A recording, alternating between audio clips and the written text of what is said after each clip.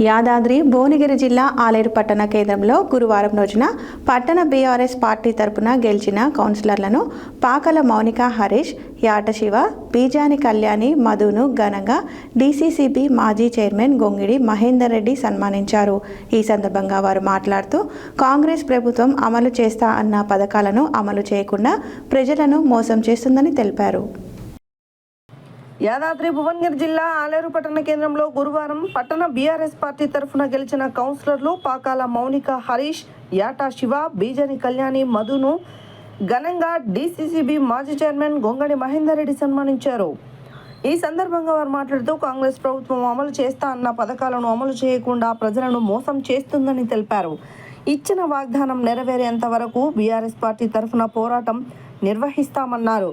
ఈ సందర్భంగా వారు మాట్లాడుతూ ఈ కార్యక్రమంలో మాజీ మున్సిపల్ చైర్మన్ వస్పరి శంకరయ్య, మాజీ vice chairman Murigadi Madhavi Venkatesh Goud, Madasu Philips, Adapu Balaswamy, Gyadapaka Nagaraju, Bethi Ramulu, Botla Parameshwar, Jukanti Srikanth, Kolpula Harinath, Kunde Sampath, Giriraju Venkataiah, Pachikanti Srinivas, Pula Shravan, సారాబు Santosh, యాట జయ, మురిగాడి ఇందిర, ఎండి జమాల్, బన్నీ తదితరులు పాల్గొన్నారు. కళ్యాణి, మధు గారు వేదికను ఆశించినటువంటి ఈ సన్మాన కార్యక్రమం, వీరి సన్మాన కార్యక్రమానికి అధ్యక్షులు పుట్ట మల్లేష్ గౌడ్ గారు చాలా సంతోషం.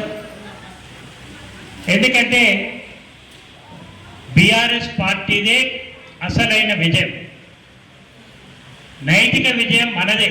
మనం చైర్మన్ పదవి దక్కించలేకపోయినా ఈరోజు నైతిక విజయం బీఆర్ఎస్ పార్టీదే ఖచ్చితంగా చెప్పొచ్చు. ఎందుకంటే ఈ స్థానిక శాసన సభ్యులు అసలు రాజకీయాలని కలుషితం చేసిండు ఈ మున్సిపల్ ఎన్నికల్లో. ఇక్కడ అడ్డబెట్టి ఆలేరు ఎట్లయినా ఏ సర్వే రిపోర్ట్ రాండి, ఏ సర్వే, నిన్న ఒక మదర్ డైరీ డైరెక్టర్లతో ఎమ్మెల్యే గారు మాట్లాడారు. వాళ్ళు పోతే చెప్తున్నట్టు ఎన్నికలకు. మరి ఎందుకు చెప్తున్నా అంటే డబ్బుల మయం చేసింది. గతంలో ఎన్నడూ లేని విధంగా మున్సిపల్ ఎన్నికలు జరిగితే ప్రజల అభిమాన నాయకులు ఎవరైతే ఉంటారో వారు గెలిచేటువంటి పరిస్థితి. ఈరోజు డబ్బులు గెలిచినవి తప్పితే అభ్యర్థులు గెలవలే, కాంగ్రెస్ అభ్యర్థులు గెలవలే, మా వాళ్ళు ఎవరు కూడా ఓడిపోలే. ఎందుకంటే మీరందరూ కూడా నిజానికి పత్రికా విలేకరుల సాక్ష్యం. ఏం జరిగింది ఆలయంలో? డబ్బులు భూ దందాలు చేసి అక్రమ సంపాదనలు చేసి ఈ స్థానిక శాసనసభ్యుడు ఒక్కొక్క క్యాండిడేట్కు 10 లక్షలు 15 లక్షల రూపాయలు ఇచ్చి ఓటును కొనుగోలు చేయడానికి ప్రేరేపించినటువంటి సందర్భంలోనే టీఆర్ఎస్ పార్టీ ఓడిపోయింది తప్పితే నైతిక విజయం మా అభ్యర్థులు అని చెప్పి ఖచ్చితంగా చెప్తుంది. అన్నదమ్ములు అందరూ ఈ విజయం అనేది సునీత మహేందర్ రెడ్డి గారికి ప్రత్యేక ధన్యవాదాలు. ఫస్ట్ ఆఫ్ ఆల్ నాకు టికెట్ వచ్చినప్పుడు తర్వాత నీ దగ్గర 50 లక్షలు ఉంటే నేను రావాలని చెప్తావా?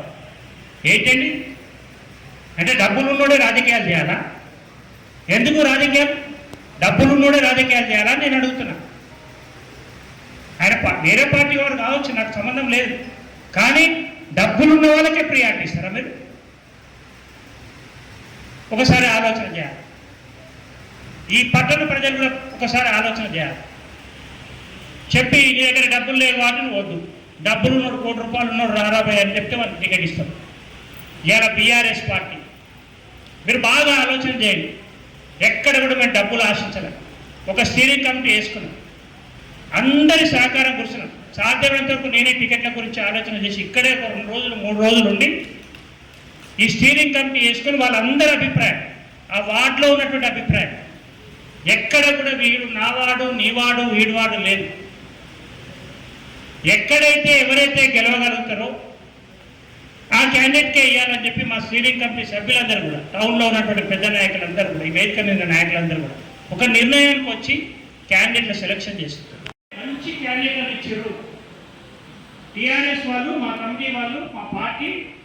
ప్రతి వార్డు కూడా ఒక గెలిచే క్యాండిడేట్ పెట్టిరని చెప్పి వార్త ఇక్కడ కాదు, హైదరాబాద్ ఊతపదం అయిపోయింది.